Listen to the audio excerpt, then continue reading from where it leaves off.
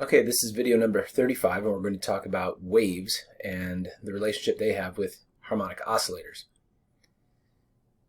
This is a speaker, and I've hooked it up to this device called a sine wave generator, and I get to vary the frequency. So the number you see on there, the 2, now the 3, that's in hertz. So it tells you how many times per second the speaker is moving out and back.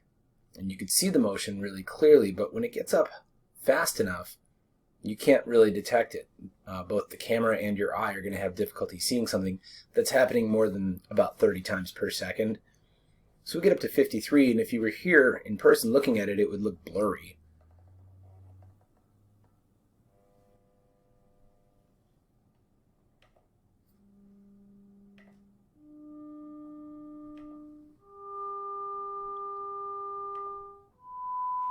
As I increase the frequency, we increase the pitch.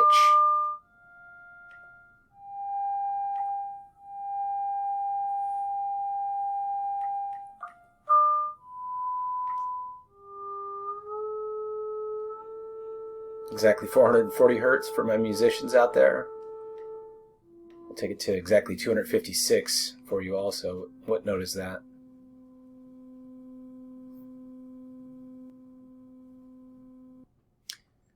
The reason we start there is that there's a relationship between oscillation and waves, and the relationship basically is that the oscillation of an object can be transferring energy to particles near it, and that's how a wave begins. So for example, in this video, which I have muted, you can see the speaker going up and down, and you can see that there's that little device on the top of it has now been attached to a string.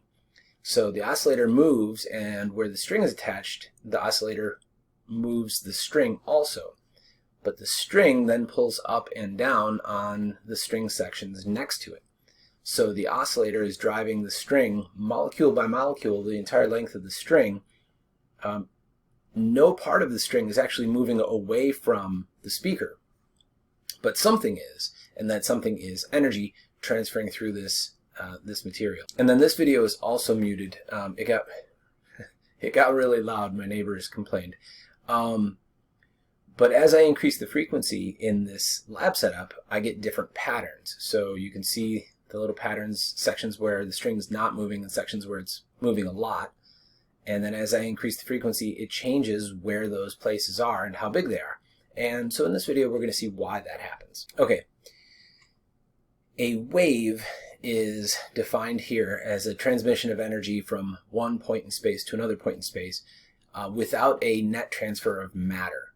So the way that would occur is that you have to have some material or medium for the wave to travel through. That would require it to be in some way flexible or elastic. This can occur also in pressurized gases or liquids, and especially liquids that are subject to a gravitational field. So you can have something like the liquid is pushed up and then pulled back down by gravity. We're just going to be talking initially about waves traveling through something like a string. If you pull up on the string and it doesn't pull back down, then it doesn't really have the same effect. So we're mostly talking about strings that are tight on both ends. It could be something as dramatic as, say, a musical instrument, stringed instrument. Every wave that we talk about, whether it's a stringed instrument or water waves or waves that will other types that we'll bring up in this class and in Physics 150, they're all defined by certain terminology, including the speed of the wave, that's our v subscript wave, the wavelength, which is lambda, so looks like an upside down y, and the frequency of the wave, which is of course related to the amount of time it takes the wave to go through a full cycle. The full cycle would be the period, and the frequency is 1 over the period. This is an image to show you how we would like to measure wavelength. A wavelength is one full cycle of the wave, how long that is, literally how big it is in meters. And you can measure it, like for example a full cycle of a sine curve. In a laboratory in particular though, it's much easier to find the peaks and measure from peak to peak, so it ends up being more like the cosine, not the sine. It doesn't really matter as long as you get one full cycle. I'm going to recommend you go peak to peak for a full wavelength. We also want to mention that the amplitude of a wave is how far the wave deflects either direction from its rest position. So much like we talked about the amplitude of oscillation for something like a spring, from the one maximum to the other maximum is actually two amplitudes. So the terms crest and trough we may use, and if you see those, that's what these are, the maximum high and low points. Each one amplitude distance from where the material would be, the string or the water surface or whatever, would be if there was no wave. So what is it that we need to know for this class? Well, you need to know that there's two basic types of wave motion, transverse and longitudinal, not because I'm going to test you on those, but because we're going to describe various waves as transverse or longitudinal, and you need to know what that means. There are two different scenarios that a wave can be in, and you'll need to know how to deal with each of those. Each of them has slightly different ways that you would calculate anything. So let's start out with our first, with our two basic types. A transverse wave is what you are probably thinking of when you think of a wave at all. And that is that each particle is oscillating in one particular direction, in this case on the drawing up and down, and then the wave itself is moving in a direction perpendicular to that. So this is what you see when you see, for example, like a rubber duck bobbing up and down in a pool, or if you see something like the wave going around at a stadium. Each person stands up and sits back down, but from the other side of the stadium, the phenomena that you see sweeps this way, perpendicular to the motion of people standing up and down. The other type of wave is called longitudinal. And in a longitudinal wave, sometimes called a compression wave, you have each individual particle moving back and forth in the direction of wave motion. But in both cases, for the transverse and the longitudinal, each individual particle in the medium is moving not very far. You do not have a longitudinal wave or a transverse wave because of each piece of material moving down the length of the spring or the string or whatever it is. Each of them is just moving a relatively small distance. The wave itself is what's traveling. The energy in the wave is what's traveling the longer distance. That brings us back to what do we need to know in terms of the two scenarios. Well, the first one is unconstrained waves, and those are the easiest ones, very simple. So we'll start with those, and then we'll come back and talk about constrained or trapped waves. For a wave that is not constrained or trapped in any way, we're talking about something like a wave on the water, we're talking about a sound wave. It's just a disturbance or a phenomenon that's occurring in one place and then rippling through a medium to another place, and it's moving from one place to another. Because it's moving, and conveniently enough, the wave itself will move at a constant velocity for any scenario we're talking about, you get to just treat it like it's basic kinematics. It really can be that straightforward. For example, a sound wave travels at 340 meters per second in air, which, by the way, is a constant. Technically, the speed of sound in air does vary with things like the air pressure and temperature and humidity and things like that. We're just going to take it to be a constant value of about 340 meters per second, unless you're given a very specific other value. But a sound wave travels 340 meters per second in air. That means that every second the sound wave travels another 340 meters. So a question like this one, how far does it travel in 5 seconds? Well, it travels 340 meters for each of those 5 seconds. So 5 times 340 meters. Just like if I told you I was in a jet that was traveling 340 meters per second and I asked you how far I went in 5 seconds. It's the exact same type of math for an unconstrained wave, just moving from one place to another.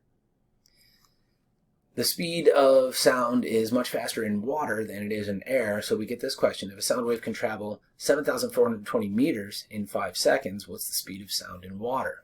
Again, this is no different from our kinematics that we did back at the beginning of the course. We were given a distance and we were given a time, so we find the speed as the distance divided by the time. 7,420 meters divided by the 5 seconds. And we find that the speed of sound in water is 1,484 meters per second. That really is that simple.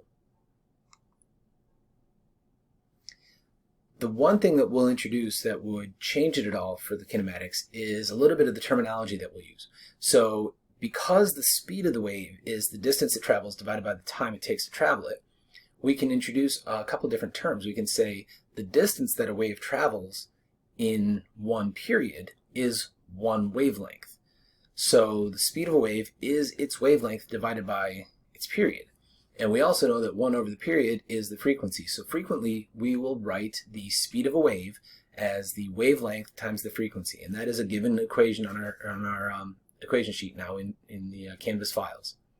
That is how you would calculate the speed of a wave if you were given the wavelength and the frequency instead of given the distance and the time.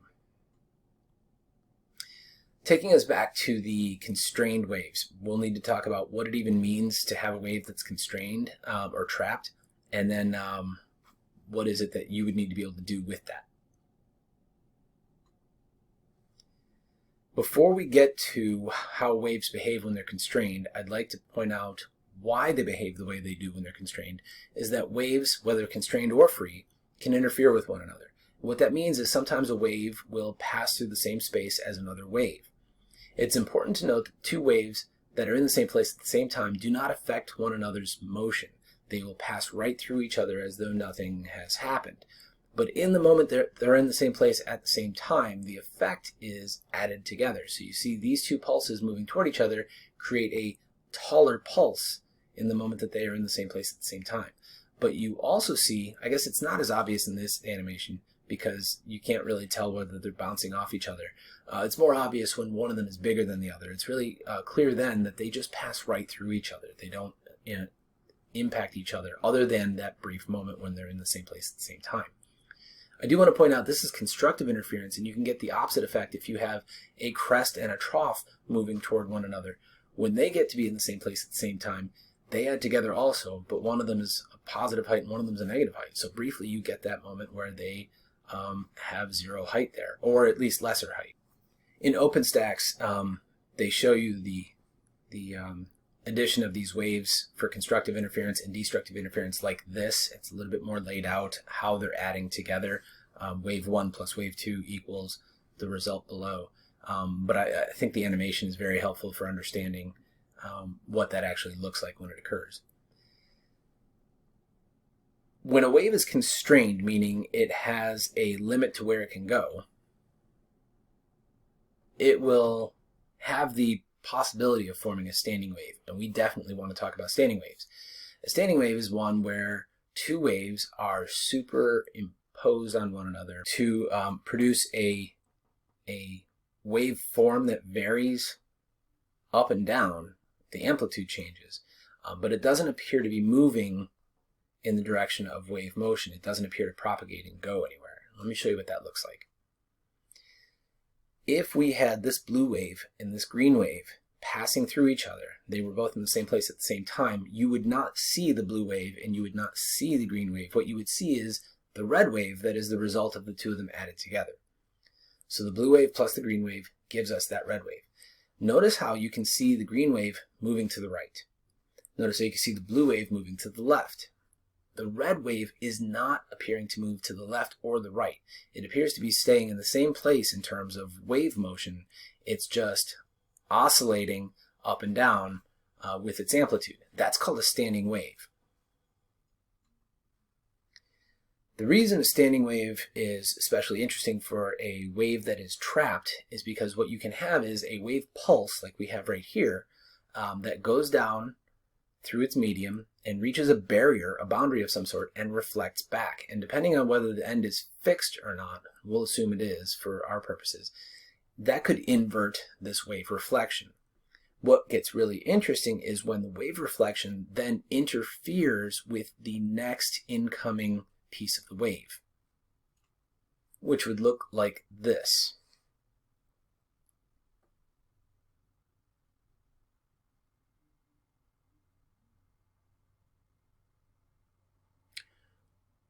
When it forms that pattern, we have a couple of terms that we want to make sure that we know how to use. The terms are nodes and antinodes. Nodes are the part of the waveform that do not appear to be moving at all. And on this animation, it doesn't include the two endpoints, but most people would, and I do. The two endpoints on this should also be considered nodes. The antinodes are the parts of the waveform that are doing a full deflection from top of the amplitude to the bottom of its amplitude. The number of antinodes that there are will tell us something very important about the standing wave pattern. That's because the number of antinodes that you have in your standing wave pattern is also known as the harmonic. So if you have one antinode, you are at the first harmonic, sometimes called the fundamental harmonic. I drew a blank for a second there. If you have two antinodes, you are at the second harmonic. 3 is the third harmonic. 16 antinodes in your standing wave pattern, you're at the 16th harmonic.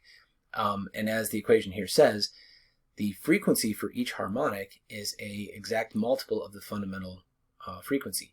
So at the beginning, when I was doing that experiment with the waves, what was happening was every time I increased the frequency on my speaker by 9 hertz, it was adding an extra antinode into the waveform, which meant that it actually shrunk down how big each antinode was.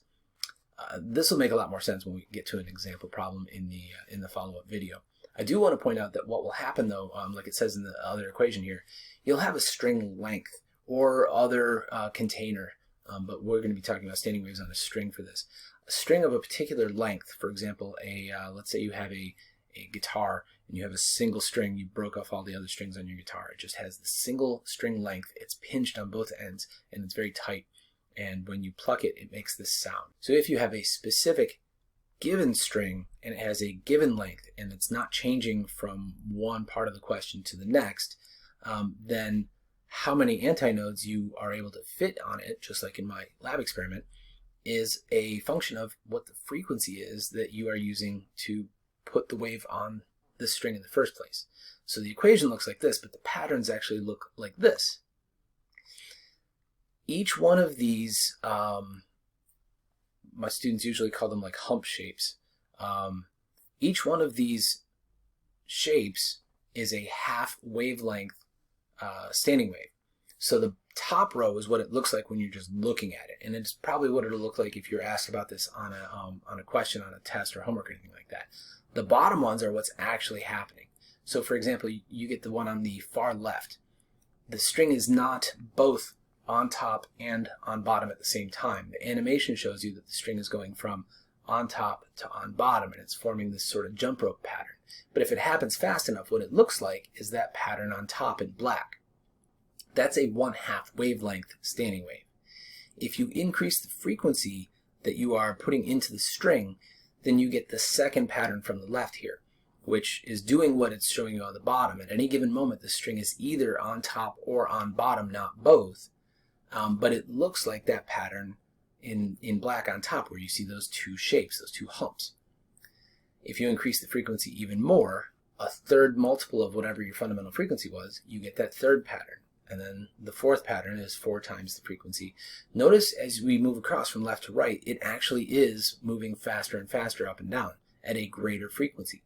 Also notice from left to right on each of those 4 top patterns is the same total distance. It's not that each one of the standing wave patterns, it's not that each of the half wavelengths is the same size and you're adding to it. It's that you are taking that particular length and jamming more and more of this shape into that set length, meaning each of the shapes has to be smaller this way in the left-right. Okay, I think that's it for this video. Let's put sound waves in a separate video, and then we'll do examples in yet another video.